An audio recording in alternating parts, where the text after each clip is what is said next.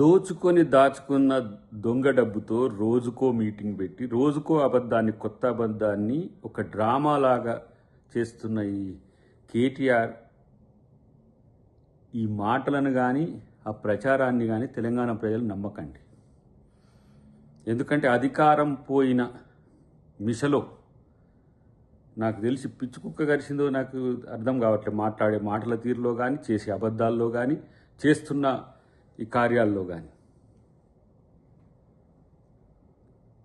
తెలంగాణ రాష్ట్రంలో హైదరాబాద్ చుట్టూన్న దళితుల భూములు మీన్స్ అసైన్ ల్యాండ్స్, లేదంటే కోర్ట్ ఆఫ్ వార్డ్స్ ల్యాండ్స్, లేదు భూదాన్ ల్యాండ్స్, ఇంకా చెప్పాలంటే ప్రభుత్వ భూములు, ఇట్లా 5-6 రకాల భూములు ఆ 2 టెన్యూర్లలో కేసీఆర్ నేతృత్వంలో ప్రభుత్వం దోచుకున్న దోపిడీ రాబందుల కంటే ఎక్కువగా మారిన పరిస్థితి. ఆ రోజు అంటుంటాం మేము,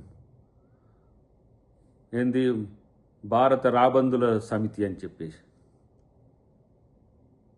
ఎక్కడికి వీళ్ళ యొక్క అకృత్యాలు చేరినాయి అంటే చివరికి ఎస్బీఐ ఆఫీసర్లను కూడా మరి ఫోన్ ట్యాపింగ్తో లొంగ తీసుకున్నారా లేకపోతే ఇతరత్ర కారణాలతో లొంగ తీసుకున్నారా తెలియదు. కానీ 2011లో ఎస్బీఐ కేటాయించిన భూమిని రద్దు చేసింది వీళ్ళే. దాంట్లో నిర్మాణాలు కట్టేందుకు చర్యలు తీసుకోకుండా వాళ్ళనట్టు వదిలేసింది వీళ్ళే.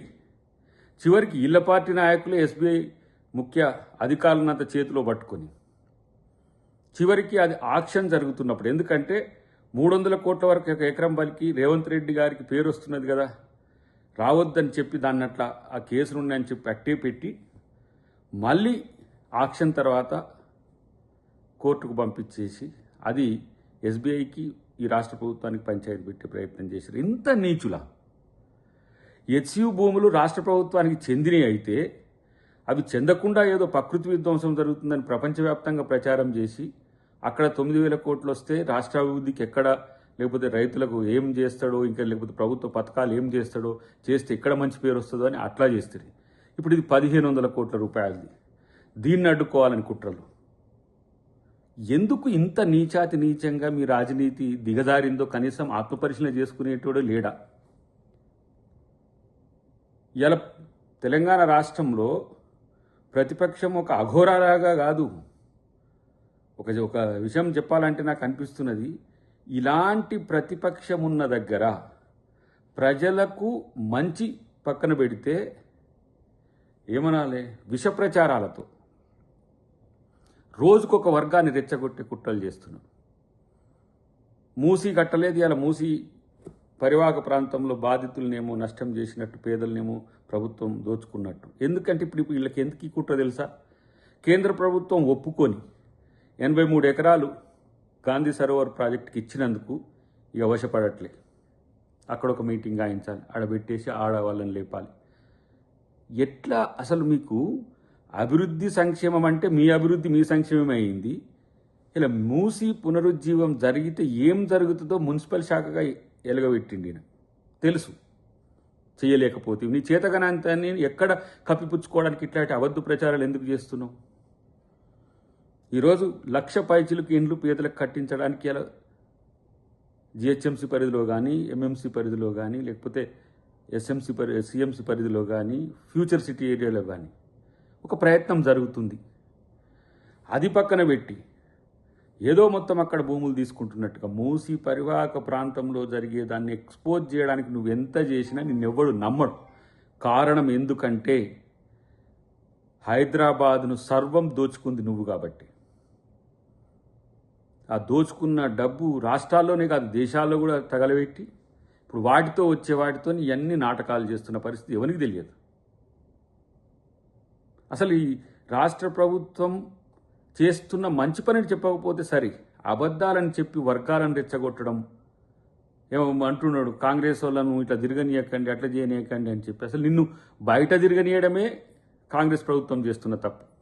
ఎందుకంటే ఆ మానసిక స్థితి చూసుకొని ప్రభుత్వం ఖర్చులతోనే హాస్పిటల్లో పడేస్తే అయిపోతుంది. మామూలుగా ఏం చేస్తారు, పిచ్చి కుక్కలు బజార్లో తిరుగుతుంటే తీసుకుపోయి ఎట్లా హాస్పిటల్లో పడేస్తారు, అట్లా చేయాల్సిన అవసరం ఉంది. నిన్ను ప్రతి దగ్గరికి పోయి విద్వేషం జిమ్ముడు తప్పితే నీ ఏమంటారు నీ రాజకీయానికి ఏమైనా కనీసం ఏ విధంగా వ్యవహరించాలి, గతంలో మంత్రిగా నేను చేసిన అనేది ఏమైనా ఉందా నీకు?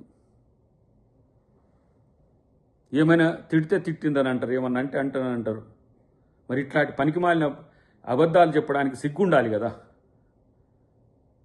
గతంలోనే చెప్పినాం, కేసీఆర్కి ఇట్లాంటివన్నీ మాకు ఇచ్చిపోయినావు, నువ్వు ప్రతిపక్ష నాయకుని అని చెప్పుకుంటున్నావు, ప్రతిపక్ష నాయకునిగా ఉండవు, పనికిరాని వాళ్ళని తీసుకొచ్చి ప్రతిపక్ష పాత్రలో పెడితే ఏం తెలుసని కేవలం విద్వేషం తప్పితే, రెచ్చగొట్టడం తప్పితే, అట్లా లగచర్ల ఆడ రైతుల్లో కొంతమంది వేరేటోళ్ళని పెట్టి అక్కడ దాడులు చేయించి, ఆర్టీసీ ఉద్యమంలో ఇంకో రకంగా అందరిని రెచ్చగొట్టి, ఎలక్ట్రిసిటీ ఆర్టిజన్స్కి సంబంధించిన వాళ్ళను రెచ్చగొట్టి, అంటే ఎక్కడ పోయినా సరే గతంలో మేము తెలంగాణ మూమెంట్లో ఇట్లా రెచ్చగొట్టి మేమందరం కాపాడితే కాపాడబడ్డారు. కానీ ఇప్పుడు మీరు రెచ్చగొడితే రెచ్చిపోయేటోళ్ళు లేకపోగా ప్రజల మనసుల్లో ఎందుకు ఇలాంటి డిస్టర్బెన్స్లు క్రియేట్ చేస్తున్నారు?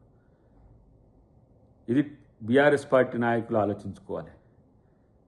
ఇట్లాంటి నాయకత్వంతో మీకు అది పవర్ పక్కన పెట్టు, వాళ్ళు లేచేది పక్కన పెట్టు, ఆల్రెడీ వాళ్ళ పని ఎక్కడైపోయిందని అయిపోద్దని జనం అనుకుంటారని ఇలాంటి మీటింగ్లు పెట్టుకుంటూ తిరుగుతూ ఉన్నాడు ఆయన. అంతకు తప్పితే మరేమీ లేదు. లేకపోతే బావబామార్తుల మధ్యన పోటీలో బావ కంటే ముందు కేటీఆర్ఏ కష్టపడ్డాడు కదా అని జనం అనుకోవడానికి చేసే డ్రామానే ఇది. దీంట్లో ఎక్స్పోజింగ్ కొరకు ఇలాంటి ఒక చెత్త అబద్ధాలను ప్రచారం చేస్తే ప్రజలు ఎందుకు నమ్ముతారు? ముఖ్యమంత్రిగా రేవంత్ రెడ్డి గారు చేస్తున్న పనులు ఎందుకు ప్రజలు చూస్తలేరా? ఇక నువ్వు చెప్తేనే వింటారా? మొదటగా ఏ విధంగా ప్రభుత్వానికి నిర్మాణాత్మక సహకారం అందించాలనో ఆ ప్రయత్నం చేయండి వీలైతే. లేకపోతే మొన్న ఏ విధంగా ప్రజలు ఓడగొట్టిందో అట్నే మళ్ళీ ఓడగొట్టే ప్రయత్నం చేస్తారు. కాబట్టి కనీసం మానవ విలువలు, రాజకీయ విలువలు, నైతిక విలువలు అనే పదాలకు అర్థమన్న తెలుసుకొని అట్లా నడుచుకోవడం తెలుసుకుంటే మంచిది.